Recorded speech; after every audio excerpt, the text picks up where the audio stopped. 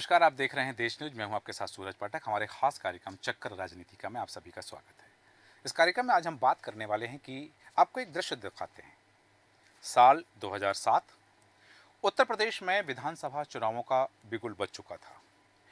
नीले रंग की दीवारों पर हाथी की तस्वीरों के साथ लिखा था, सर्वजन हिताय सर्वजन सुखाय। सियासी गलियारों में नारा भी उछाला गया।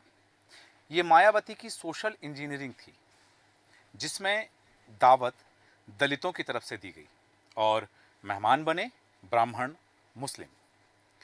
दलित ब्राह्मण और मुस्लिम फार्मूले के दम पर 403 में से 206 सीटें जीतकर मायावती चौथी बार उत्तर प्रदेश की मुख्यमंत्री बनी।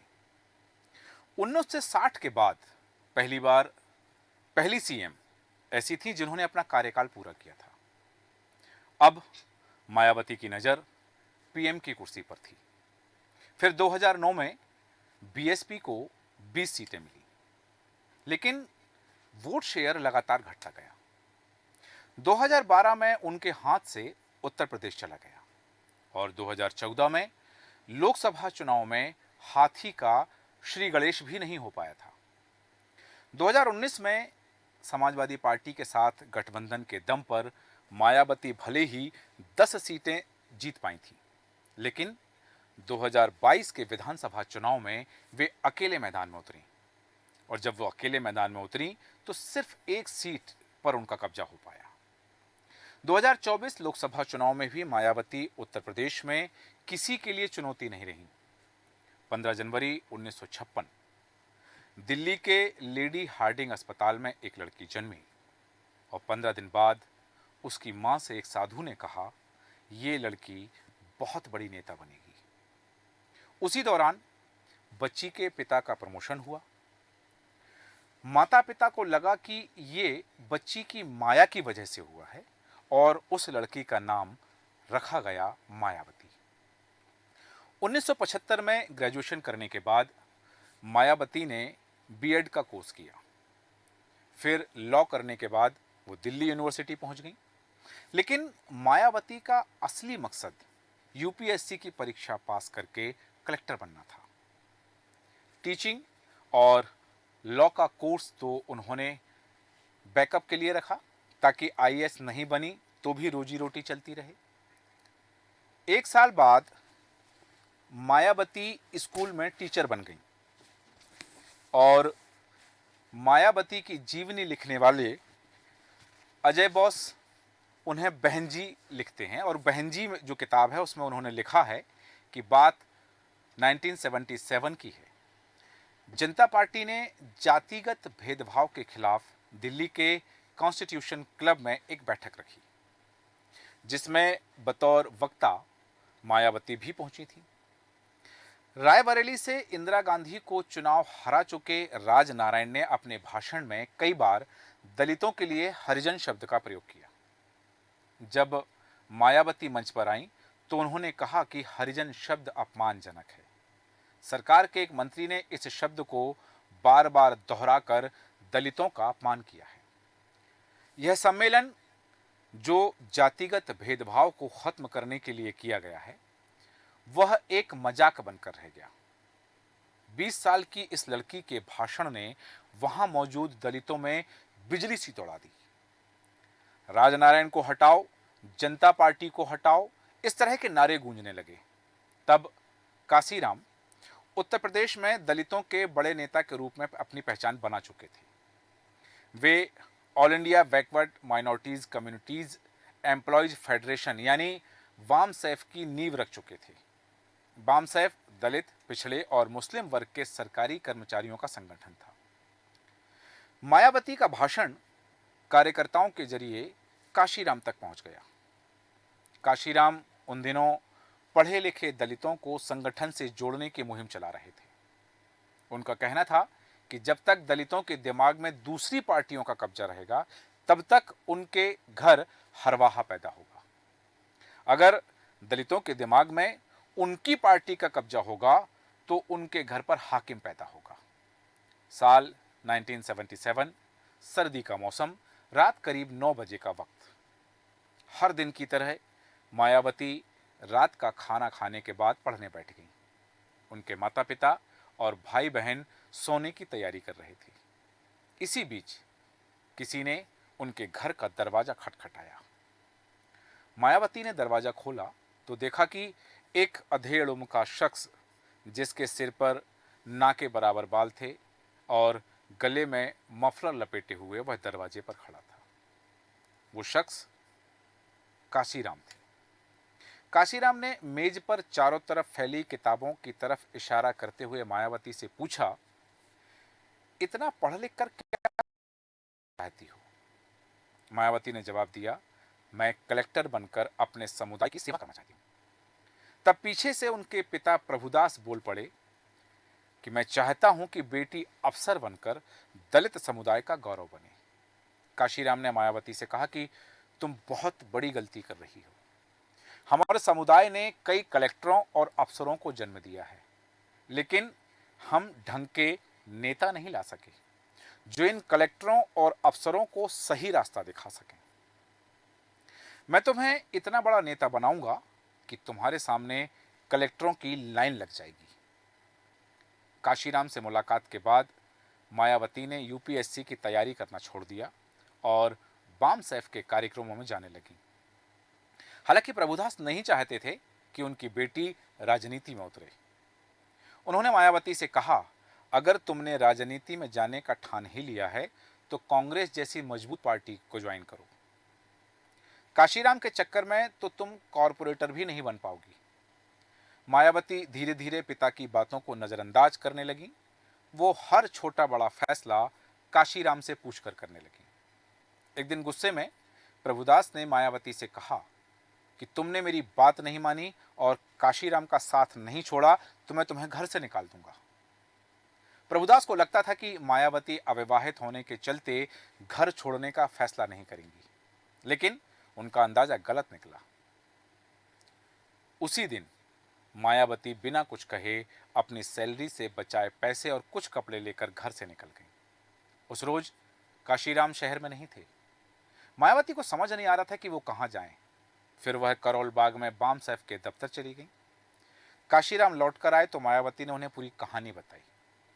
काशीराम किराए के कमरे में रहा करते थे। उन्होंने मायावती से कहा कि तुम मेरे कमरे में ठहर जाओ, मैं तो काम की वजह से ज्यादातर समय बाहर ही रहता हूं। इसके बाद मायावती काशीराम के कमरे में रहने लगी।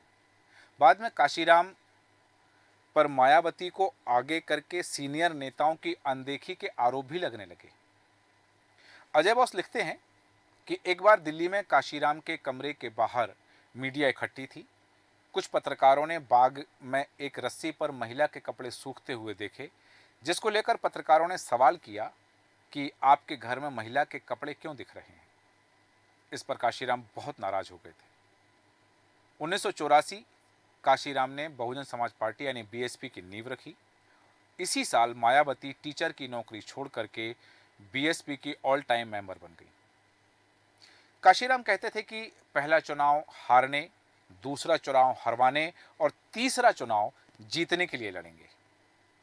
1984 में मायावती कैराना लोकसभा सीट से चुनाव लड़ी। वे साइकिल पर बैठकर चुनाव प्रचार करती थी। हालांकि इंदिरा गांधी की हत्या के बाद कांग्रेस लहर में मायावती हार गई। उनकी पार्टी भी कोई सीट नहीं जीत पाई थी। 1985 में बिजनौर और 1987 में मायावती ने हरिद्वार से लोकसभा का चुनाव लड़ा, लेकिन वे हार गईं। तब हरिद्वार उत्तर प्रदेश में ही हुआ करता था। 1989 में मायावती और बीएसपी दोनों के लिए खास रहा। इस साल लोकसभा और उत्तर प्रदेश विधानसभा के चुनाव नवंबर-दिसंबर महीने में हुए। केंद्र की राजीव गांधी सरकार बोफोर्स घोटाले से घिरी हुई थी। उसका असर उत्तर प्रदेश की कांग्रेस सरकार पर भी हो रहा था। मायावती बिजनौर से लोकसभा चुनाव लड़ी और 8,000 वोटों से चुनाव जीता। 13 सीटों के साथ बहुजन समाज पार्टी राज्य में चौथे नंबर की पार्टी बन गई। 1991 में मुलायम सिंह के मुख्यमंत्री पद से इस्तीफा देने के बाद उत्तर प्रदेश में एक बार फिर से चुनाव हुए। तब बीजेपी के दिग्गज नेता लाल कृष्ण आडवाणी रथ यात्रा निकाल चुके थे। अयोध्या में गोलीकांड हो चुका था। इसका फायदा बीजेपी को मिला और 419 में से 221 सीटें जीत करके कल्याण से मुख्यमंत्री बने। अयोध्या गोलीकांड की वजह से मुसलमान कांग्रेस से छिटककर मुलायम की तरफ शिफ्ट होने लगे थे। उसी दौरान एक इंटरव्यू में काशीराम ने कहा था कि यदि मुलायम सिंह उनसे हाथ मिला लें तो उत्तर प्रदेश से बाकी पार्टियों का सूफड़ा साफ हो जाएगा। इसके बाद मुलायम सिंह ने काशीराम से दिल्ली में मुलाकात की और उनकी सलाह पर अक्टूबर 1992 में समाजवादी पार्टी यानी एसपी का गठन हुआ। करीब 2 महीने बाद 6 दिसंबर 1992 को बाबरी मस्जिद का ढांचा ढा दिया गया। इसके बाद केंद्र सरकार ने कल्याण सिंह सरकार को बर्खास्त कर दिया। 1993 में सपा और बसपा ने मिलकर चुनाव लड़ा। सियासी गलियारों में तब भी एक विवादित नारा उछाला गया था। उस चुनाव में सपा को 109 और बसपा को 67 सीटें मिली थी। मुलायम सिंह दूसरी बार मुख्यमंत्री बने। हालांकि कुछ समय बाद ही सपा और बसपा के बीच अनबन की खबरें सामने आने लगी। 23 मई 1995 की बात है कि काशीराम अस्पताल में भर्ती थे। तभी बीजेपी के नेता लालजी टंडन से उनकी फोन पर बात हुई। उसके बाद उन्होंने मायावती को बुलाया और पूछा कि तुम मुख्यमंत्री बनोगी। तो मायावती को लगा कि बीमार काशीराम उनसे मजाक कर रहे हैं। फिर उन्होंने दूसरे दलों के समर्थन के पत्र दिखाए और कहा कि तुम लखनऊ जाकर ये दस्तावेज राज्यपाल को सौंपना। 1 जून 1995 को मायावती ने राज्यपाल से मुलाकात की और सपा से अलग होकर बीजेपी के समर्थन से सरकार बनाने का दावा पेश कर दिया। 2 जून 1995 को मायावती लखनऊ के गेस्ट हाउस में विधायकों के साथ बैठक कर रही थी।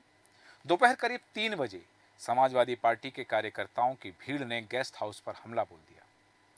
समाजवादी पार्टी के कार्यकर्ताओं का कहना था कि मायावती ने धोखा दिया है। अजय बोस की किताब बहनजी के मुताबिक उस रोज मुलायम समर्थकों ने मायावती को कमरे में बंद करके मारा और उनके कपड़े फाड़ दिए। किसी तरह मायावती खुद को एक कमरे में बंद करने में सफल रही। सपा समर्थक लगातार दरवाजा तोड़ने की कोशिशें करते रहे। इसी बीच बीजेपी विधायक और आरएसएस से जुड़े रहे ब्रह्मदत्त द्विवेदी मौके पर पहुंचे और सपा समर्थकों को पीछे धकेला। तब से मायावती उन्हें अपना भाई मानने लगी और कभी उनके खिलाफ अपना उम्मीदवार खड़ा नहीं किया। फर्रुखाबाद में तो वो ब्रह्मदत्त के लिए प्रचार करने भी जाती थी। कहा जाता है कि जब ब्रह्मदत्त की हत्या हुई तब मायावती उनके घर गईं और फूट फूट कर रोई थी। उनकी पत्नी ने जब चुनाव लड़ा तो मायावती ने लोगों से कहा कि मेरी जान बचाने के लिए दुश्मनी मोल लेकर शहीद होने वाले मेरे भाई की विधवा को वोट दीजिए। 3 जून 1995 को बीजेपी, कांग्रेस, जनता दल और कम्युनिस्ट पार्टी के 282 विधायकों के समर्थन से मायावती उत्तर प्रदेश की मुख्यमंत्री बनी। वो भारत की पहली दलित महिला मुख्यमंत्री बनी थी। अजय बोस अपनी किताब बहनजी में लिखते हैं कि तत्कालीन प्रधानमंत्री पीवी नरसिम्हा राव को जब पता चला कि मायावती उत्तर प्रदेश की मुख्यमंत्री बनी हैं तो उनका पहला रिएक्शन था, यह लोकतंत्र का चमत्कार है। हालांकि 5 महीने बाद ही बीजेपी और बीएसपी का गठबंधन बिखर गया। 1996 के विधानसभा चुनाव में किसी दल को बहुमत नहीं मिला। 174 सीटों के साथ बीजेपी सबसे बड़ी पार्टी बनी। सपा को 110 और बीएसपी को 67 सीटें मिली, जबकि कांग्रेस को 19 सीटें मिली थी। बीजेपी का मुलायम के साथ जाना मुमकिन नहीं था और गेस्ट हाउस कांड के बाद मायावती और मुलायम का मिलना नामुमकिन सा हो गया था। ऐसे में राज्य में फिर से राष्ट्रपति शासन लग गया। करीब 1 साल बाद बीजेपी और बीएसपी फिर से गठबंधन की पटरी पर लौटे। दोनों के बीच 6-6 महीने मुख्यमंत्री का फार्मूला तय हुआ। अप्रैल 1997 में मायावती दूसरी बार उत्तर प्रदेश की मुख्यमंत्री बनी, लेकिन 6 महीने बाद जब बीजेपी के कल्याण सिंह को कमान सौंपने की बारी आई तो मायावती ने यह कहते हुए समर्थन वापस ले लिया कि वे दलित विरोधी हैं। इसके बाद 2002 में भी बीजेपी ने समर्थन देकर मायावती को मुख्यमंत्री बनवाया। कहा जाता है कि संघ ने बीजेपी को सलाह दी थी कि मायावती मुख्यमंत्री बनेंगी तो दलित वोट कांग्रेस से छिटककर बसपा की तरफ शिफ्ट हो जाएंगे। हालांकि 1 साल बाद ही बीजेपी ने समर्थन वापस लेकर सरकार गिरा दी और मुलायम सिंह को समर्थन देकर मुख्यमंत्री बनवा दिया। 2007 उत्तर प्रदेश में एक बार फिर चुनावी रणभेरी बजी। तब मुलायम का साथ देने की वजह से सवर्ण बीजेपी से नाराज थे। दूसरी तरफ बीजेपी से समर्थन लेने की वजह से मुस्लिम मुलायम से नाराज थे। मायावती समझ चुकी थी कि अपने दम पर सरकार बनानी है तो सिर्फ दलितों के वोट से काम नहीं चलेगा। उन्होंने कांग्रेस के पुराने सोशल इंजीनियरिंग यानी ब्राह्मण, मुस्लिम और दलित कॉम्बिनेशन के फार्मूले को अपनाया। अंतर बस इतना था कि कांग्रेस के फार्मूले में ब्राह्मण मेजबानी करते थे और मायावती के फार्मूले में दलितों की तरफ से ब्राह्मणों और मुस्लिमों को दावत दी गई। मायावती ने काशीराम के बहुजन हिताय बहुजन सुखाय की जगह सर्वजन हिताय सर्वजन सुखाय का नारा दिया।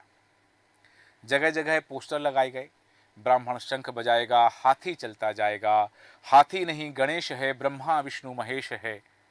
मायावती ने 403 सीटों में से 206 सीटें जीती। इनमें 45 से ज्यादा विधायक ब्राह्मण थे।